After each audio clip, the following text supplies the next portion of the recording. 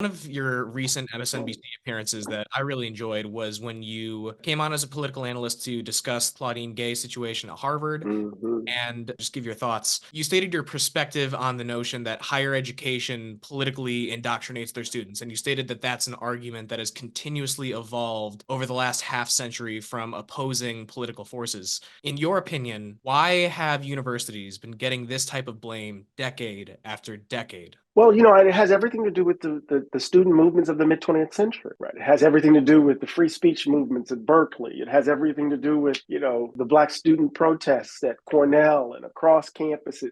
68 in American life, not only after the assassination of Dr. King, where there were over 200 rebellions in cities across the country, but we also saw students protesting across college campuses, demanding access, demanding a shift in curricula and hiring practices and the like. And so there was this kind of overriding assumption that universities and colleges were these bastions of radicalism. Ronald Reagan would even say, why should we publicly fund these places that are producing these students who are lawbreakers, as it were? That's not a quote, but that's the gist of what he was suggesting.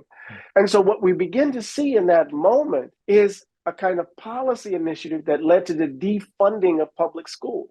Oftentimes we don't want to admit it, but places like, the California system and, the UC system, or schools at the University of Wisconsin, Madison, or in the CUNY system, these schools were basically free. The tuition wasn't as high as it was. But as we come out of the 60s and we see this shift in how universities are funded. And then in the 80s, of course, with the ascendance of Reaganism, right, he becomes not just simply, he's no longer the governor of California, but the president of the United States, which changes the framework of how we think about education and the like. We get this argument about the nature of what is being taught. Oh my goodness, this Black studies and gender studies, and that the radicals of the 60s have now made their way into the classroom and they're indoctrinating our students with this left-wing orthodoxy. And we saw that with Alan Bloom's work, The Closing of the American Mind, in the 80s.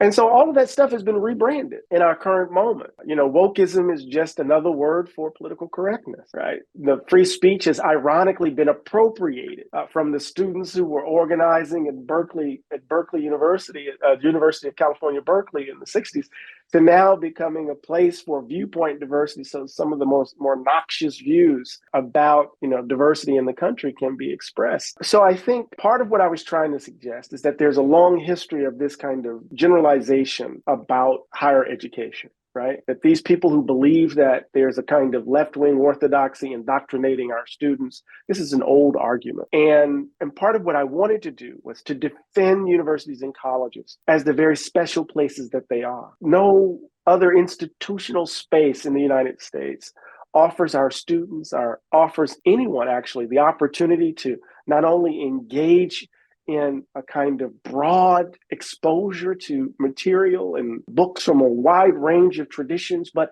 people from a wide range of places with different experiences. Universities and colleges are perhaps the best place, Drew, for free and open inquiry, where people can take risks. They can argue and disagree and do so in the pursuit of truth in some ways, in the pursuit of knowledge. But let me just say this by way of summing up what I was thinking. We are in a moment of increased volatility and vitriol. Our public discourse is bitter, it's mean-spirited, and in the midst of the conflicts around the world, our students are debating and protesting and counter-protesting. And oftentimes people expect them to disagree in ways that the country has forgotten how to disagree. And so in many ways, what we're seeing on our college campuses is a reflection of what we're seeing in the broader public. My aim and effort was and remains to defend the power of universities and colleges. They have their problems, but they're very special places when it comes to producing the kinds of people that democracies